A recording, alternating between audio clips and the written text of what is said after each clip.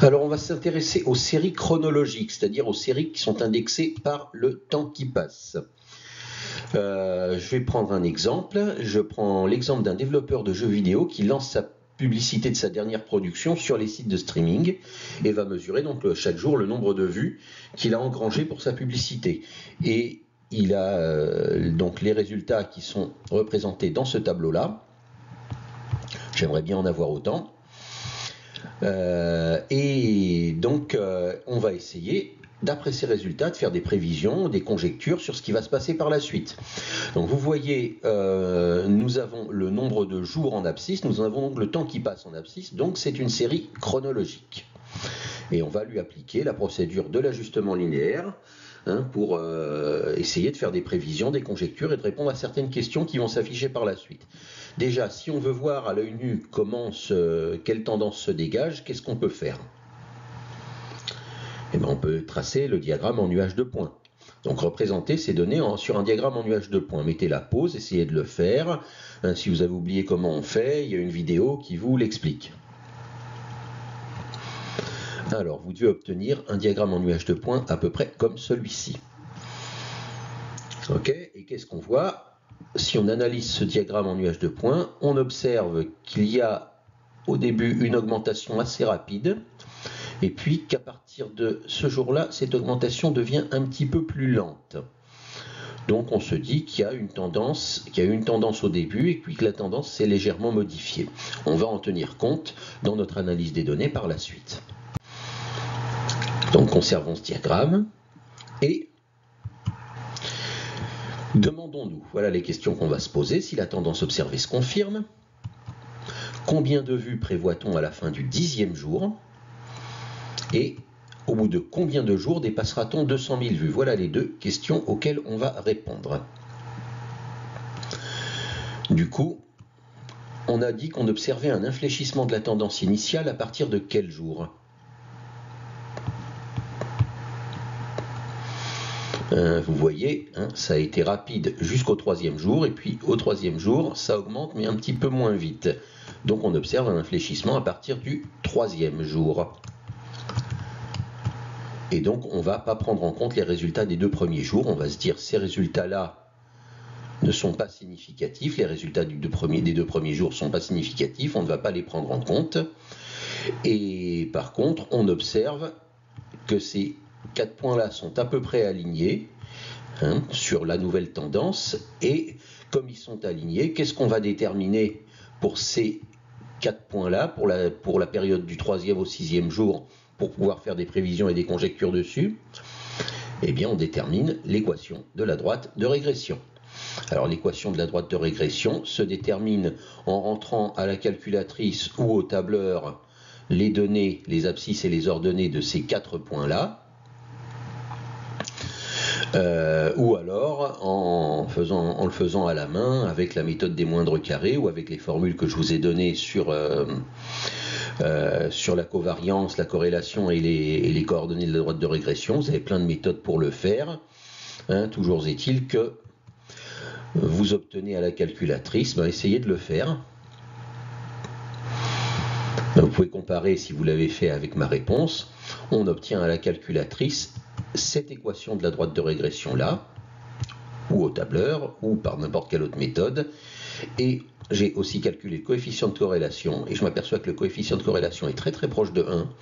Donc mes prévisions seront extrêmement fiables, sous réserve que la tendance reste la même.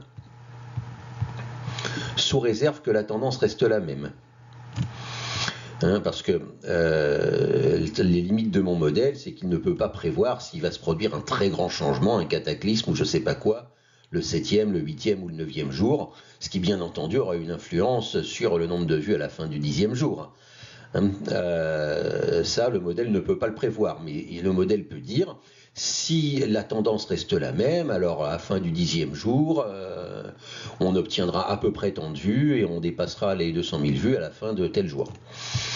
Donc maintenant, répondons à ces questions-là. Alors, il est important, avant d'y répondre, pour ne pas faire d'erreur, savoir ce que représente X et ce que représente Y. Donc, je vous le redemande encore une fois pour qu'on soit sûr. Alors x, ben, ça se lit sur le diagramme, hein. X c'est l'axe des abscisses, c'est les abscisses, ça représente les jours, donc le temps qui passe. De manière, dans une série chronologique, x représente toujours le temps qui passe.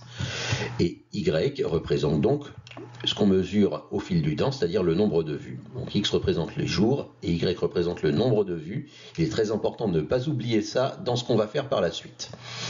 Alors, allons-y. Donc voici notre droite de régression.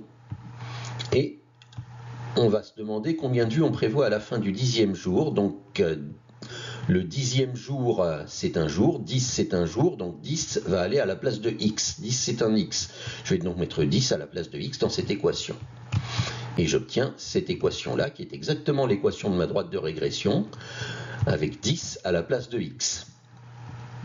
Vous pouvez arrêter un petit moment pour bien vous en convaincre, hein. Comparez ça et ça, vous verrez que c'est la même chose, j'ai juste remplacé x par 10. Et là, ça me fait un calcul. Si j'effectue ce calcul, j'aurai le nombre de vues que je prévois après le 10e jour. Et voici le résultat que j'obtiens. Alors, est-ce que vous pouvez faire une phrase répondant clairement à la question posée ici? Alors le nombre de vues doit être un nombre entier, hein, on est capable de le déduire par nous-mêmes. Comme ça doit être un nombre entier, ben, on va arrondir. Comme on sait que c'est pas exactement, on va pas obtenir exactement ce nombre de vues-là, enfin peut-être, mais c'est très peu probable, ben, on va arrondir au plus proche. Hein. Ça nous donne un ordre de grandeur, hein, une droite de régression. Donc à la fin du 10e jour, on prévoit environ 122 532 vues. Environ 122 532 vues. Donc voilà, on a une prévision du nombre de vues à la fin du 10e jour. Maintenant, la deuxième question, au bout de combien de jours dépassera-t-on 200 000 vues? Donc cette fois, on va substituer 200 000 dans cette équation, mais 200 000, c'est un nombre de vues. Donc 200 000, c'est pas un x, c'est un y. On va mettre 200 000 à la place de y, on va mettre 200 000 ici. Et donc on obtient ceci. Et ça, c'est ce qu'on appelle une équation à une inconnue que je vais résoudre pas à pas et je vais obtenir x, le nombre de jours qui correspond.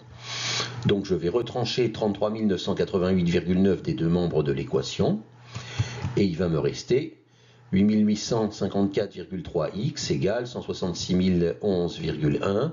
Alors j'ai interverti le membre de gauche et le membre de droite, mais je suppose que vous êtes capable de vous convaincre au bout de quelques secondes que c'est bien ce qu'on obtient en deuxième ligne après avoir retranché la constante. Et maintenant je vais diviser par 8854,3 et j'obtiens que x est égal environ à 18,75. Donc je vais vous demander évidemment encore une fois de répondre à la question posée, au bout de combien de jours dépassera-t-on 200 000 vues? Au bout de combien de jours on s'attend à une réponse qui est un nombre de jours entier.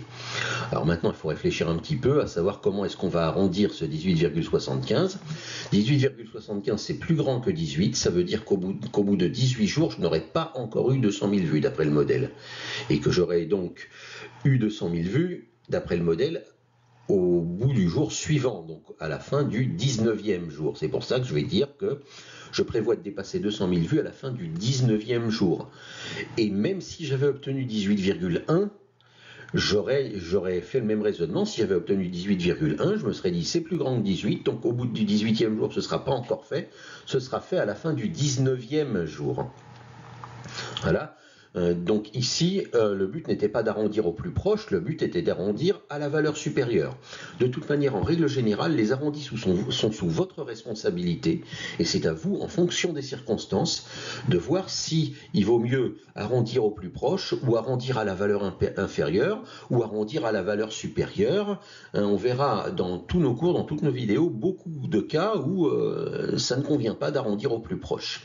Donc voilà. On obtient des prévisions à l'aide de la droite de régression qui sont assez précises et qui sont assez fiables parce que notre coefficient de corrélation est très proche de 1. Il ne suffit pas juste d'observer que ça va à peu près tout droit sur le diagramme en nuage de points. Vous savez, un diagramme, on peut lui faire dire ce qu'on veut. En jouant sur les échelles des Y et sur les échelles des X, on peut obtenir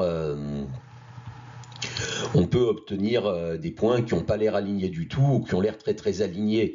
Donc le diagramme, il est un petit peu dépendant de ce qu'on a décidé pour le tracer. alors que le coefficient de corrélation et les données que l'on obtient ici, elles sont indépendantes du diagramme, elles ne dépendent que des données, donc vous pouvez un peu plus leur faire confiance. Donc je vous engage à privilégier cette méthode pour faire des prévisions et des conjectures, sous réserve bien entendu que le modèle linéaire soit adapté. Si vous obtenez une corrélation de 0,01, il ne va pas falloir faire ça parce que les résultats que vous obtiendrez ne voudront rien dire. Donc voilà, on verra dans la prochaine vidéo une autre série chronologique avec un petit problème supplémentaire que nous n'avions pas là.